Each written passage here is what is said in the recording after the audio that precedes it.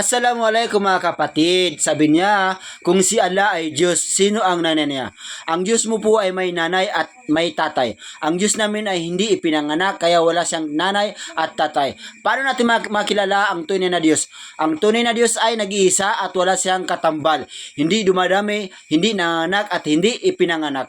Ang tunay na Diyos ay tagapaglikha at hindi nilikha. Ang tunay na Diyos ay malayo sa mga pagsasalarawan ng mga nilikha at hindi siya maaaring makita dito sa mundo. Ang tunay na Diyos ay walang wakas, walang kamatayan, hindi nagbabago, hindi naglalaho at hindi nagkatawan ng kanyang mga nilikha. Ang tunay na Diyos ay nananatili sa kanyang katayuan at sarili. Walang pangangailangan sa kanyang mga nilikha at hindi sila kailangan. Wala siyang ama at ina, wala siyang asawa at anak at hindi